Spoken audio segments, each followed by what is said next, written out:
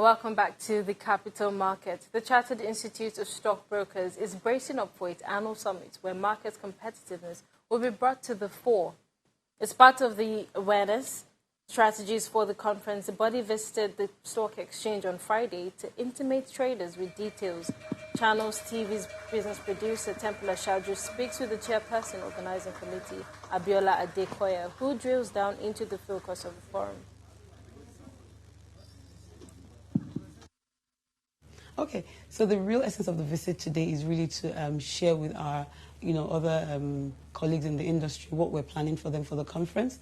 And for us, the conference is not just about coming together; it's also about coming together and providing real, thought-provoking solutions to some of the challenges that we currently face. So, which is one of the things that actually drove our topic for this year's conference. We looked at the landscape and we thought to ourselves, what are the key issues that are impacting our members? And we wanted to sort of address that in a more practical and realistic way, and for them to be able to go back to their offices and be able to apply real solutions and drive innovations in their businesses. So our topic for this year is boosting capital market competitiveness in the challenging macro environment. And I know you would agree with me that we've definitely had a bit of that challenge in the last few years, and we think it's important for us to address it in this conference. Can you let us more deeper into those challenges that you actually really want to address? I know a couple of them, but it is always much better when you hear from the horse's mouth, as they say. Yeah, so the challenges that we want to address is really, how do we remain profitable? How do we, leverage the certain, changes that are going on in the macro space? So, for example, fintech is one of the buzzwords that have been, going on in the market for a while. How are we as stockbrokers able to leverage that? And there's also, we looked at also alternative products. So, we're now talking about, commodities exchange. How can we leverage all those things in our own businesses to be able to drive, profitability and be able to increase our revenue? Those are the real situations that we are currently facing. And as a sector, as a professional body, we looked at also talent. That's also an important area where we would want to see that grow significantly. How do we attract talent? How do we retain talent? And how do we groom talent? Those are things that are really at the heart of this conference. And again, we've lined up a couple of, really strong speakers from across the industry. We've looked at it, we've picked some that have had experience domestically. We looked at those that have had experience internationally, because we want to bring into bear all that experience, both local and international, to use it to drive the development and growth of our markets. It's really important to us, and that's why we're really focusing on that in this conference. And what sort of solutions are you bringing on board? Well, you would have to come to the conference to find out. That'll be letting the cat out of the bag. We have speakers who have experiences in some of these issues that we've been through, and they're going to share that knowledge with us. And I don't want to preempt them. I know they're ready, they're eager, they're waiting to share this knowledge with us. And so I think what I would advise all brokers is to please come, be there, and join us as we, make this conference a successful and to learn and become successful brokers as well.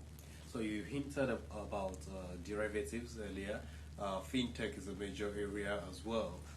We know that the stock exchange is bracing up for developments around fintech, and of course how they can basically galvanize the interest of the millennials into the capital market space. Absolutely. And all of that. Beyond this conference this level, what other mechanisms do you think will be necessary to actually put in place to get brokers who are also member of the Association of the Securities Houses Dealing Members, basically, because they no longer want to limit themselves to just stockbroking. Yes. So what sort of mechanisms should be put in place to help those who now have interest in bond trading, treasury bills trading, and all sorts of instruments that we have in the market participating in going forward?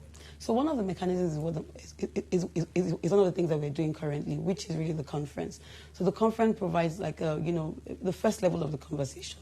So after the conference, we'll go back to the drawing table and we'll sit down together and then do proper seminars and teachings. We want to be able to teach practical tools. We'll bring in experts. And now the NSE has done a lot of work, as you're aware, in bringing in experts from the domestic and also from the diaspora to teach us.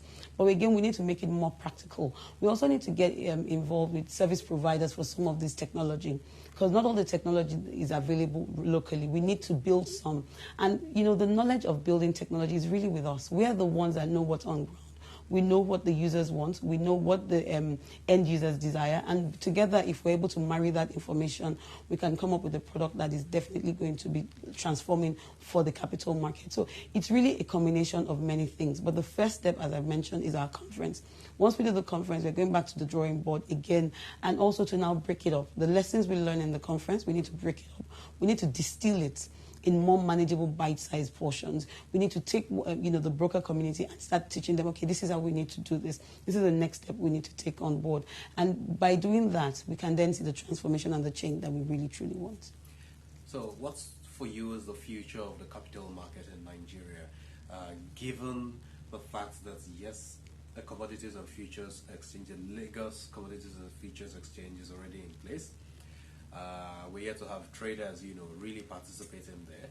The FMDQ exchange is also floating its equities space, I think any moment from next year, Q1 2020 or thereabouts. What for you then is the future of the capital market at large?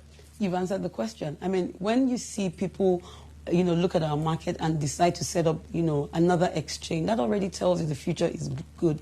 That already tells you that the future is strong and the future is, definitely going to be impactful. So for me, my personal view is that the future of the stock exchange and for the capital market as a whole is one that is still evolving. There are still so many things and so many opportunities that we haven't yet tapped. You mentioned derivatives, you mentioned commodities in other developed markets. Those are things that people trade regularly. We don't trade that as often. And those are things that are in the works to happen. So that also tells you that there's still, a lot of volumes that we can drive in this market. And then again, the innovation, the entrepreneurial innovation in Nigeria is really growing strongly. Those people are going to need access to capital very soon. And so what the NSC and other exchanges that are coming up are doing is positioning themselves. So when those people come back to the market and say, look, we need capital, we'll be ready for them.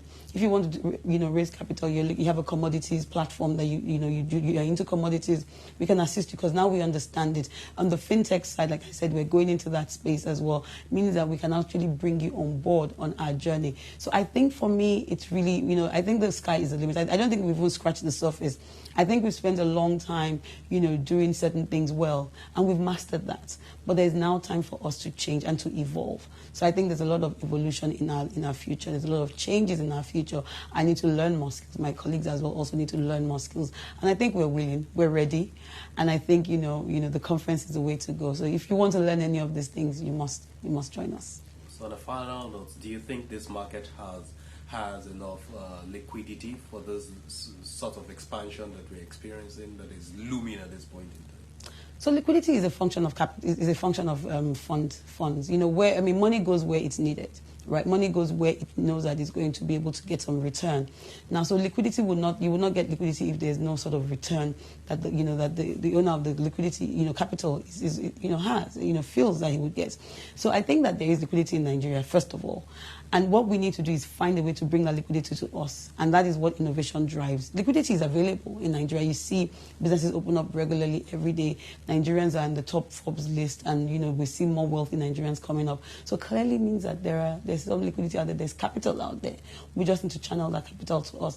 And I think the products that we're going to develop in the market in the next 3 to 4 quarters is going to see that liquidity come into our own space. Again, CBN is also helping us with some of their policies. I'm hopeful that some of that gets channeled and funneled through to the, the capital markets, especially the stock market.